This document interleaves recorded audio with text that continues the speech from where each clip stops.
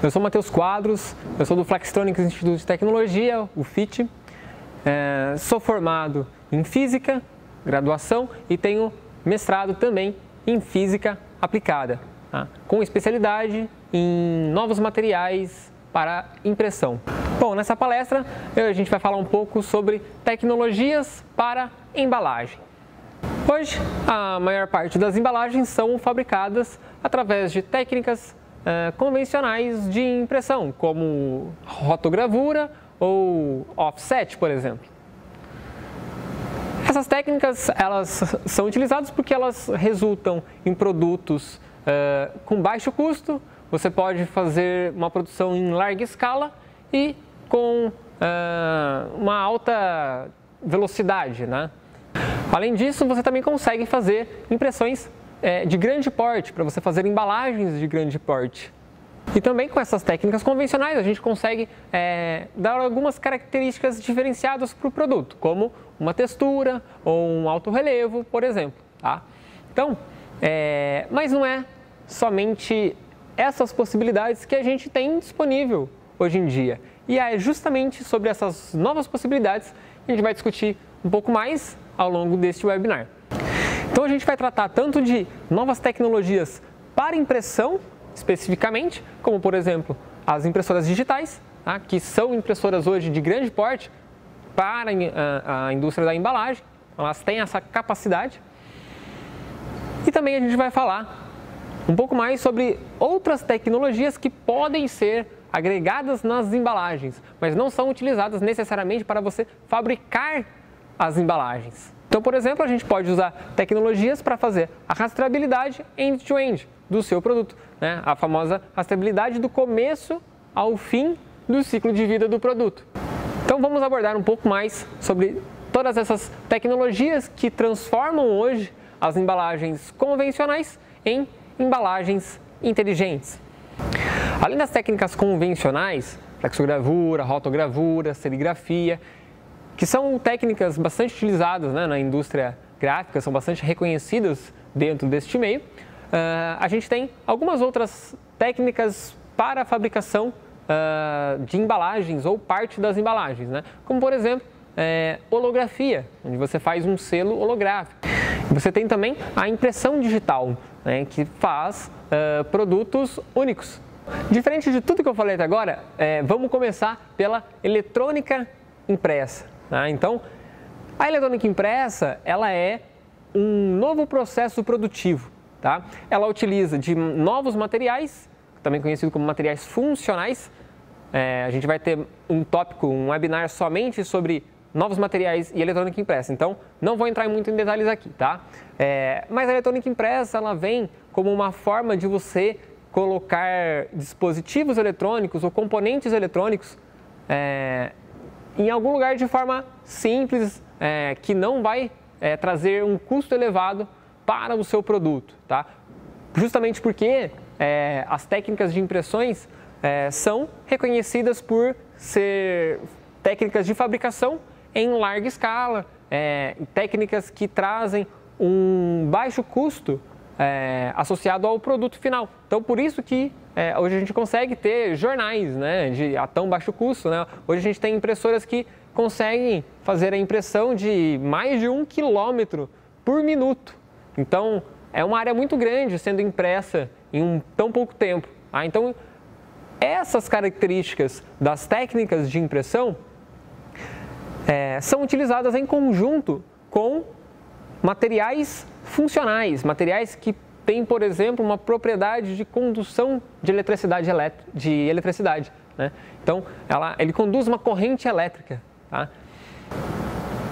Então, a eletrônica impressa ela vem para utilizar todo o conhecimento, toda a maturidade que se já tem com as técnicas de impressão gráfica para fazer a impressão desses materiais funcionais. Tá? E dessa forma, trazer um baixo custo associado ao produto final quando a gente fala de fabricação de dispositivos eletrônicos, né? Então, a gente pode fazer, por exemplo, uma etiqueta de RFD impressa com uma tinta funcional, né? Um material condutor, por exemplo, e pode fazer isso ser impresso diretamente na embalagem. A gente pode fazer, inclusive, uma linha de produção inteira, automatizada, que ele vai imprimir a embalagem e vai colocar os componentes eletrônicos, vai imprimir os circuitos necessários, vai imprimir sensores, se for o caso. Tá? Tudo isso dentro de uma única linha de produção e de forma totalmente automatizada. E não é só a impressão 2D, a impressão convencional. Tá? A gente tem hoje a impressão 3D, também recebendo materiais funcionais. Tá? Então a gente tem hoje casos de uma embalagem para um eletrônico que ela é feita com impressão 3D, utilizando filamentos anti-estáticos. Tá? A eletrônica impressa ela ainda é algo que está em ascensão. Tá? A gente já tem alguns exemplos que vêm sendo utilizados há décadas, tá? Por exemplo, pasta de solda, né? Você cola um componente hoje utilizando um material funcional e uma técnica de impressão gráfica, serigrafia. Por isso que a gente vê pouco por aí falando, ou até mesmo produtos finais feitos inteiramente por eletrônica impressa. Tá? A gente tem hoje alguns casos, tá? Acho que o mais fácil, o mais simples de ser visualizado é as etiquetas RFD. Tá? Hoje a gente tem ela não inteira sendo confeccionada por técnicas de impressão, mas sim a antena dela, né? Ou seja, parte do produto, parte do componente sendo feito com eletrônica impressa. Tá? E claro que essas etiquetas elas podem ser associadas ao produto, ser colocadas dentro do produto, ser colocadas na embalagem, tá? Tudo para você identificar aquele produto de uma maneira mais eficiente. E não só no quesito industrial, no quesito de aumento de eficiência, tá? Você tem também exemplos hoje de engajamento. Tá? A gente tem, por exemplo, a Coca-Cola, que fez uma embalagem utilizando eletrônica impressa, uma embalagem de temática, né, do tema de Star Wars, que a embalagem ela recebia um sabre de luz que realmente brilhava. Tá? Conforme você encostava na embalagem, ela acionava aquele circuito e acendia o sabre de luz que estava na embalagem. Vamos falar então agora um pouco de impressão digital. Tá? Vamos sair um pouco de eletrônica impressa. Tá? A impressão digital ela é uma técnica que vem cada vez mais se modernizando e hoje a gente tem a capacidade de imprimir embalagens inteiras, por completo, através de impressoras digitais. Para quem não está acostumado com o termo, né? Às vezes você, não conheço impressão digital, uma impressora digital, o que será que é? É a impressora que a gente tem em casa, né? O termo digital, ele vem para dizer que aquela impressora, ela se comunica diretamente com o computador. Então, você não tem nenhum processo de pré-impressão nas impressoras digitais. Você não precisa fazer uma placa, né, uma chapa, o famoso carimbo, né, que a gente tem na indústria gráfica, com as técnicas convencionais. Então, cada vez que você tiver que mudar uma imagem, você teria que fazer um novo carimbo, né, uma nova chapa, com as técnicas convencionais. No caso da impressão digital, isso não acontece. Tá? O arquivo digital ele vai diretamente para a impressora e a impressora imprime aquele dado. Tá? Assim como acontece no nosso escritório, em casa, tá? Que a gente conecta o computador com a impressora, às vezes até sem cabo mesmo, né? Através de mecanismo wireless, a gente pode enviar o nosso arquivo do notebook, do computador, direto para a impressão. E aí a gente já vai ter o produto final, produto acabado. Tá? Então a impressão digital, ela encurta o caminho da ideia até o produto final. Tá? Então, diretamente você consegue produzir um produto acabado, sem ficar envolvendo diversas etapas, sem necessariamente ficar tendo que fazer uma chapa para cada cor. Né? Então, ela vem justamente para facilitar esse processo de impressão. E, de novo, a gente tem tanto a impressão 2D, para fazer a impressão de embalagens, quanto a impressão 3D, né? Que ela vai dar vida, né, àquilo que você projetou virtualmente. Justamente por esse fato de você ter a impressora se comunicando diretamente com o ambiente virtual, e você pode pegar esse dado virtual, essa imagem, e enviar para a impressora, né, que a gente tem a possibilidade com a impressão digital de fazer impressão de dados variáveis. Tá? O que são dados variáveis? São as impressões que elas não se repetem. Né? Então, diferente da impressão convencional, onde você vai pegar aquela chapa, aquele carimbo, e vai carimbar a mesma imagem repetidas vezes, na impressão digital você tem a possibilidade de fazer uma impressão única, fazer uma impressão personalizada. Cada embalagem que você vai construir, ele pode ser diferente uma da outra. Tá? A gente tem diversas formas de fazer isso. Tá? A gente pode pensar aí desde um site personalizado, que a pessoa vai lá e constrói a sua própria embalagem, como foi o caso do Oreo, tá? A marca de bolachas, ela veio e permitiu com que você fizesse a embalagem do jeito que você quisesse, através de um website. Então você entrava no site, fazia a personalização da sua embalagem, colocava lá os elementos que você queria e você recebia aquela embalagem personalizada. Tá? Essa é uma das formas de fazer. A gente tem, por exemplo, hoje, softwares que ele consegue, através de uma única imagem, ele gera diversas outras imagens semelhantes, com base naquela imagem. Mas cada imagem ela vai ser única. Então ele utiliza uma imagem de referência para gerar de centenas, milhares de outras imagens que têm total correlação com aquela imagem mãe, vamos dizer assim, tá? E não só isso, os dados variáveis eles são importantes também quando a gente pensa na identificação. Uma vez que a gente imprime um dado variável, a gente pode fazer a serialização, né? O processo de serialização ele consiste em você dar um código, uma identificação única para um determinado produto. Então ele não vai receber um código e ser o mesmo código para todos os produtos, como acontece, por exemplo, no código de barras, né? Que a gente tem um código JETIN, né? Que ele vai ser um código que ele vai referenciar o produto. Então, todos os produtos eles vão receber este mesmo código. Tá? E aí a gente pode colocar um passo a mais, né? Um código a mais a esses códigos de referência do produto para você identificar em qual produto especificamente é aquele. Então você vai colocar uma identificação única naquele produto e é isso que a gente chama de serialização.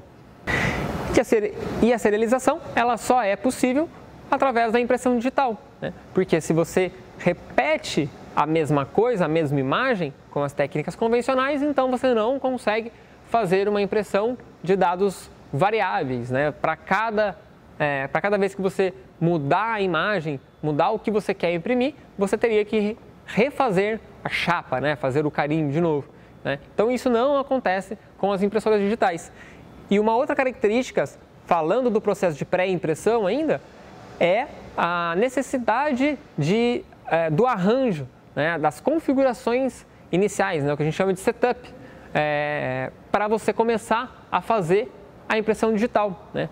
Nas técnicas convencionais, normalmente você tem um gasto de matéria-prima, de substrato, para você poder fazer uma impressão, um alinhamento, para a própria máquina começar a produzir de forma reprodutível. E com a impressão digital, isso não acontece. Na impressão digital, a máquina ela já vai entender o que ela precisa imprimir e você não vai ter essa questão de alinhamento, né? Vai ter outras etapas de impressão, por exemplo. Então, ela é uma única etapa de impressão. Então, conforme o substrato passa, ela já imprime colorido, né? Ela já imprime os dados variáveis. Então, essa etapa de pré-impressão acaba consumindo tanto uma mão de obra, né? Uma mão de obra em excesso, vamos chamar assim, para você preparar o setup, para você configurar a impressora, para você verificar se o alinhamento está correto, para você colocar uma nova chapa, para você retirar também depois, né, o processo já de pós-impressão. E você acaba sendo mais sustentável quando você usa a impressão digital, né? E um dos principais pontos aqui é você fazer a impressão sob demanda, né? Se você pode e tem a possibilidade de comunicar o computador direto com a impressora, por que você não faz um processo onde você só vai mandar imprimir se você tiver produtos para embalar, né? O que é uma mudança de paradigma do que acontece hoje, né? Hoje, normalmente, a gente encontra aí um processo onde você tem uma demanda, imprime uma quantidade enorme de embalagens, já pensa até no excesso para você sobrar alguma embalagem ou outra, porque normalmente, sim, as embalagens se degradam, você perde embalagens, né? Então, quando você faz essa produção de muitas quantidades, uma certa porcentagem já é calculada que não vai ser utilizada. E aí, passando para um processo digital, onde você só vai imprimir sob demanda, isso deixa de acontecer, tá? Então, esse é um dos principais pontos em favor da sustentabilidade. Um outro ponto muito importante é no quesito de facilidade de produção. A facilidade de produção, né, as impressoras digitais, elas normalmente uma pessoa só é necessária para você fazer a manutenção, para você lidar ali no dia a dia com aquela impressora. Então você não precisa de de muitas pessoas, né, para você realizar todo o processo de impressão, tá? Isso faz com que as empresas que são produtoras, elas possam trazer a impressora do lado do seu ambiente produtivo, tá? Então você não precisa mais gastar aí com o transporte, né? Você vai imprimir lá centenas de embalagens em um local, depois você vai ter que transportar aquelas embalagens até o local de produção, tá?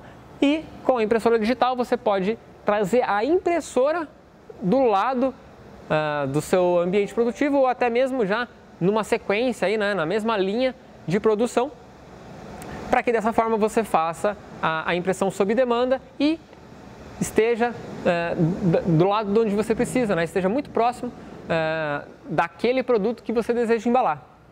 Hoje, com as impressoras digitais também, a gente tem a possibilidade de usar tintas orgânicas, né, tintas com base em carbono, que são muito mais agradáveis ao ambiente, né? São materiais que não são tóxicos, tá?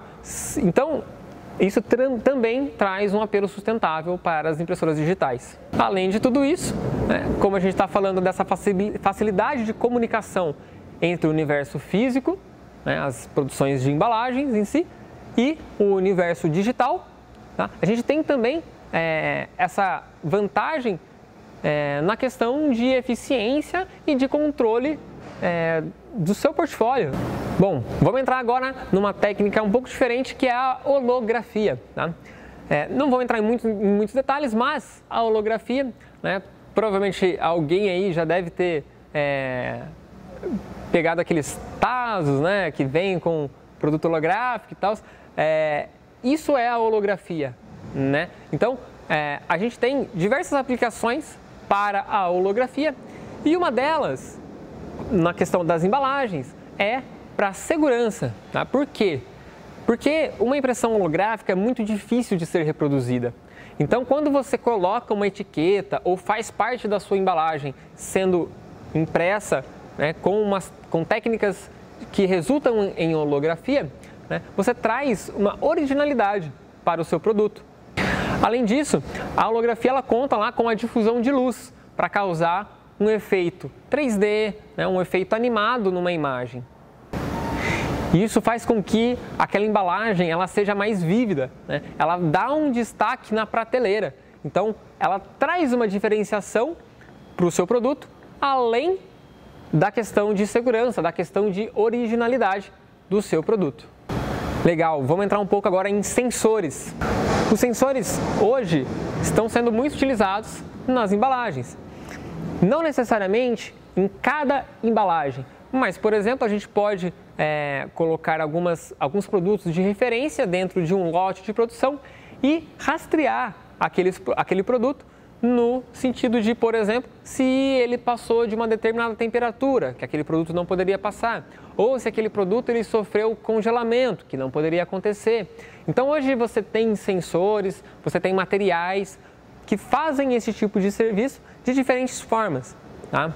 A gente tem, por exemplo, sensores e atuadores que são utilizados para aumentar a eficiência logística. Então ele vai mapear o seu processo, entender se tem alguma falha durante esse processo e ele vai registrar esses dados conforme o tempo vai passando e você vai depois coletar essas informações e vai fazer um tratamento de dados com isso.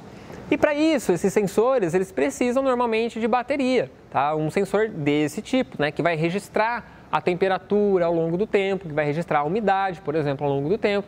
Tá? Então esses sensores, eles são chamados de ativos, né, porque eles requerem uma energia elétrica para serem utilizados. Mas a gente não tem só esse tipo de sensor, a gente tem também os sensores passivos, que eles não precisam dessa bateria, né, dessa energia elétrica. A gente pode ter, por exemplo, um sensor passivo que ele muda de cor se o produto estiver estragado. A gente já tem alguns exemplos disso, que na embalagem de carnes, por exemplo, ele recebe um sensor, que é um sensor passivo, que conforme a carne vai estragando, ele vai identificando um gás específico que é eliminado por esse envelhecimento da carne e ele vai mudar de cor conforme a quantidade de gás. Tá? Então, este é um exemplo de sensor passivo. Tá? Um pouco mais próximo da realidade, aí, que provavelmente vocês já conhecem, aquela embalagem de bebidas, né, de cerveja, que ela muda de cor se estiver gelada. Então, aquilo lá é uma tinta termocrômica. Tá? Ela vai mudar de cor conforme a temperatura. Isso é um sensor. Né? Ele não deixa de ser um sensor. Né? Ele mudou de temperatura, ele mudou de cor. Então, ele vai identificar essa mudança e, neste caso das bebidas, por exemplo, ele vai informar que a bebida está ótima para ser consumida, ela está gelada, ela está boa para consumo. E aí você já começa a perceber também que, devido a essa grande quantidade de possibilidades, né, você tem sensores de diferentes custos, você tem sensores para diferentes aplicações. Tá? Então é uma questão de você entender qual o cenário que você quer aplicar esse tipo de tecnologia. A gente tem hoje diversos tipos de sensores. Eu falei muito aqui de temperatura, a gente tem de umidade, a gente tem sensor de gás, né, como um exemplo que eu dei.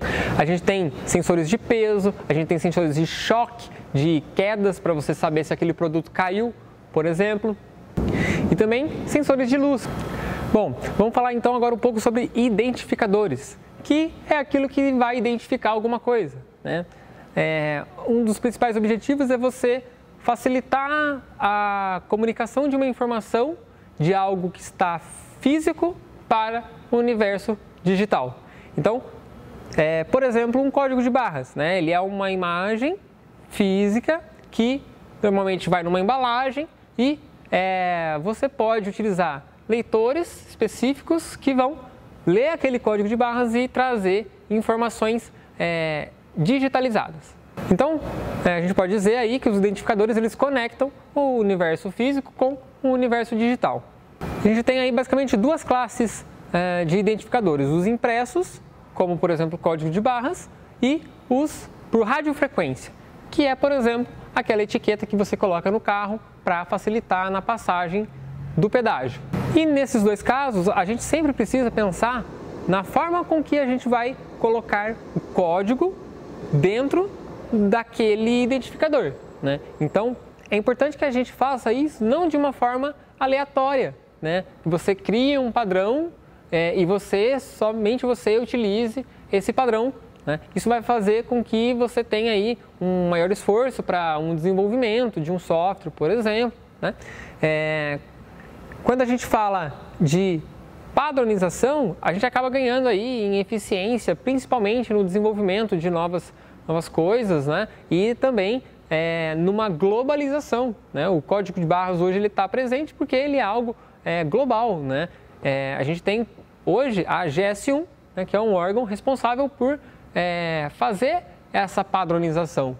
Então, quando a gente fala de identificadores, trazer a padronização junto é essencial, tá? Mas esse não é o nosso foco aqui, tá? Vamos falar dos identificadores em si, tá? O que é um identificador impresso? Então, vamos entrar um pouco mais nesse assunto, né? Identificadores impressos, a gente tem alguns deles, né? Vamos falar aí os principais, né? Códigos de barras, que provavelmente todo mundo já conhece, os QR Codes, que também aí a maioria já deve conhecer, uma tecnologia já madura, né? A gente tem o Digimarc Barcode, que já é um pouco mais específico, pouca gente conhece. A gente tem, por exemplo, o Guilochet, tá? Então a gente tem diversos tipos de identificadores, tá? Todos eles podem ser, os identificadores impressos, podem ser classificados como 1D ou 2D, tá? Um código de barras, ele é 1D, porque ele vai receber informação somente daquelas barras. E aquelas barras significam que há presença da barra ou não há presença da barra. E essa informação é lida somente numa direção. Então, o leitor, ele lê ou lê a barra ou lê o vazio, ou lê a barra ou lê o vazio, tá?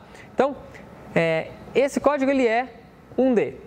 Os outros códigos que eu citei, eles já são 2D, porque a leitura, ela acontece tanto, vamos dizer, da esquerda para a direita, quanto de cima para baixo. Então, você tem duas dimensões contendo informações. E isso faz com que você consiga agregar uma maior quantidade de informações nesses identificadores. Um Data Matrix, por exemplo, que é um código muito parecido com o QR Code visualmente, tá? Mas ele possui algumas outras funcionalidades a mais, né? Numa mesma área de um QR Code e de um Data Matrix, você consegue colocar mais informações no Data Matrix, por exemplo, tá? E todos esses códigos, eles podem possuir somente alguns milímetros ou eles podem ser enormes. Bom, falando um pouco mais de um código chamado Guilochet, né? Ele é um padrão feito com linhas vetoriais e forma um padrão específico para cada vez que você gera esse tipo de identificador, né? Esse tipo de código, vamos chamar assim, tá? Então ele está acessível visualmente ali para o usuário e cada vez que cada embalagem, né, cada produto, ele vai receber aquele código individual, né? Ele vai ser específico, aquele código vai ter um padrão único para aquele produto, beleza? Falando um pouco mais do Digimarc Barcode, ele é um código invisível, tá? Ele funciona como um QR Code, tá? Um smartphone, ele consegue ler um Digimarc Barcode. Ele é invisível a olho nu, mas ele não é invisível aos leitores, né? Que conseguem identificar aquele código. E, diferente dos códigos que eu comentei até agora, esse código, ele não é somente né? Quando você gera um Digimarc Barcode, você não está gerando somente um código, mas sim você está gerando um conjunto de códigos, tá? Com o mesmo formato, né? Com as mesmas informações, tá? Um Digimarc Barcode, ele pode ser associado numa imagem, então a embalagem, ela não precisa mais receber ali um espaço dedicado ao código de barras ou ao QR Code, por exemplo, né? Você passa a colocar esses códigos, né? Essa forma de identificar por toda a embalagem, tá? Justamente porque esse código, então ele vai estar espalhado por toda a área que você definiu, né? Ele vai ser invisível a olho nu para o usuário e ele vai estar espalhado por toda a embalagem. O que isso acarreta, né? Você consegue dessa forma fazer uma identificação muito mais fácil. Você não precisa ficar mirando o produto no leitor, né?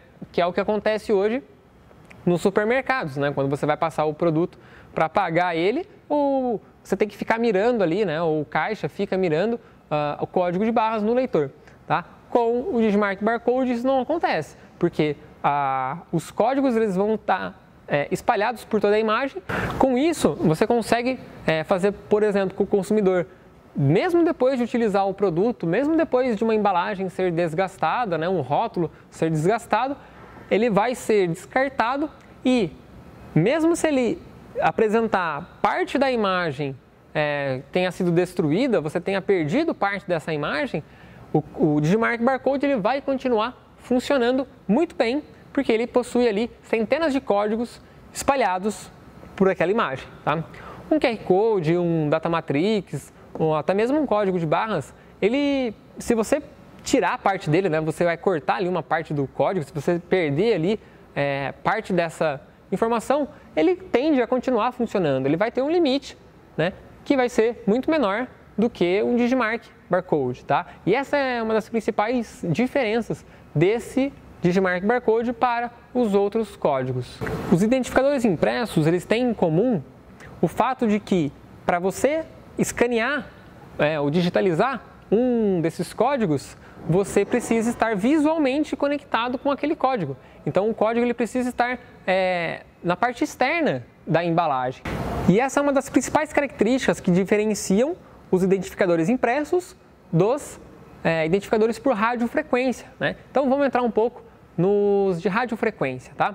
Então eles utilizam ondas de radiofrequência para fazer a comunicação entre o identificador, que normalmente a gente chama de etiqueta, com o leitor, né? Então o leitor ele emite ali uma onda de radiofrequência, a etiqueta ela vai computar essa onda e vai devolver uma informação para o leitor, tá? E é dessa forma que ocorre a identificação. A gente tem 3 tecnologias principais que entram aí como radiofrequência, tá? O NFC, o RFID e o BLE, que é a abreviação para Bluetooth Low Energy. No caso do NFC, diferente dos outros dois, do RFID e do BLE, ele também precisa com que o leitor esteja perto do identificador, assim como acontece nos códigos impressos. Mas a diferença é que ele não precisa estar visualmente acessível. Então, você pode pegar uma etiqueta como essa, que é uma etiqueta NFC, e colocar na parte interna da embalagem do seu produto. Para aplicação nas embalagens, a gente tem hoje já selos de segurança sendo vendidos com a tecnologia de NFC. Já no caso do RFID e do BLE, ele não precisa estar próximo para você fazer a identificação. As etiquetas RFID, a gente consegue, além de fazer uma identificação a longas distâncias, fazer múltiplos itens sendo identificados ao mesmo tempo, tanto no RFID quanto no BLE. Nos dois casos, você consegue fazer, por exemplo, a identificação de um pallet com todos os produtos já empilhados, né? Você não precisa tirar um a um para fazer a identificação. Não, com RFID e com um BLE, você consegue identificar todos os itens que já estão ali empilhados. E o RFID também ele permite com que você tenha leitores estáticos, ou seja, vamos ter leitores parados, né? Como no caso do pedágio, por exemplo, que vai ter o leitor fixo, né? Quem está se movimentando ali é a etiqueta, tá? E também leitores manuais, né? Leitores como esse daqui. Isso aqui é um leitor de RFID.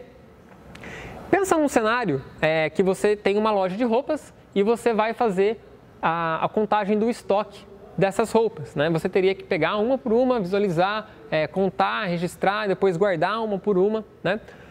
Se você coloca uma etiqueta RFID, né, numa peça de roupa, em todas as peças de roupa, né, desculpa, você pode utilizar um leitor como esse, né? Também pode usar um leitor estático, sim, né? Você pode fazer uma prateleira com alguns leitores e ele vai identificar todas as peças que estão na prateleira, mas você também pode utilizar um sensor desse, que ele é móvel, né? Então você pode identificando, somente aproximando, né? Não precisa estar muito próximo, a alguns metros de distância, você consegue identificar todas as peças de roupa que estão na prateleira, sem precisar tirar, sem precisar mexer nessas peças de roupa.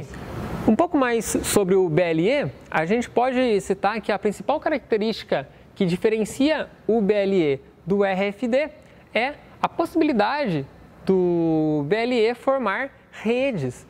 Então, um BLE, além de o dispositivo se comunicar com o leitor, os dispositivos se comunicam entre si, né? Essa é uma das principais características que diferenciam essa tecnologia de BLE do RFID, tá? Hoje a gente já tem sim algumas tecnologias que foram colocadas juntos com o RFID e permitem você fazer esse tipo de rede. Mas não foi feito para isso, né? O BLE não, o BLE ele já foi pensado nisso, né? E também, fisicamente, o que diferencia um BLE de um RFID é que o BLE ele precisa de energia elétrica, né? Então, um dispositivo como esse, ele recebe uma bateria que vai durar aí 3 anos, 5 anos, 10 anos, até 30 anos, dependendo do tipo de dispositivo, né, que a gente tá falando. Legal, vamos falar agora então um pouco sobre realidade estendida. Não vou me estender muito nesse tópico. Então, o conceito de realidade estendida, ele vem para misturar o universo físico com o universo digital. Você vai criar formas de interação entre o universo físico e o universo digital. A gente tem diversas tecnologias para isso. As 3 principais que entram dentro do conceito de realidade estendida é a tecnologia de realidade aumentada, realidade mista e realidade virtual. Tá? A realidade virtual e a realidade mista, ela hoje não tem tantas aplicações para as embalagens. Tá? Nesses 2 casos, você precisa de equipamentos especiais, né? Você precisa de um óculos especial para isso. Tá? No caso da realidade aumentada, você pode ter a experiência através de um smartphone, de um tablet. Tá? E isso facilita o acesso ao consumidor. Hoje a gente já tem exemplos de embalagens que recebem essa experiência de realidade aumentada para principalmente engajamento do consumidor. A gente tem diversos exemplos que foram para mercados que eles trazem essa experiência de gamification com a embalagem. Então, eles transformam a embalagem, através de realidade aumentada, num jogo para o consumidor interagir com a embalagem. Né? E também, dessa forma, ele vai interagir com a marca, certo? Bom, era mais ou menos isso que eu queria contar para vocês. Então, hoje aqui, nesse webinar, a gente viu sobre tecnologias para embalagem. A gente entrou aí em novas técnicas para fabricação de embalagens, né? Uma impressora digital, por exemplo, técnicas que envolvem eletrônica impressa. Tá? Entramos aí na questão de holografia. Né? Além disso, entramos em tecnologias que podem ser associadas às embalagens, né? Não necessariamente para a fabricação das embalagens em si. Então a gente falou aqui, por exemplo, de sensores, né, que podem ser acoplados, né, numa embalagem. Falamos também de realidade estendida, né, principalmente no caso das embalagens para a realidade aumentada. Né? Então a gente vê aí que hoje a gente pode transformar uma embalagem convencional numa embalagem inteligente, utilizando essas tecnologias e muitas outras. Bom, era isso que eu tinha para compartilhar. Fico à disposição, caso queiram entrar em contato, sintam-se à vontade. Obrigado, espero que tenham gostado. Até mais!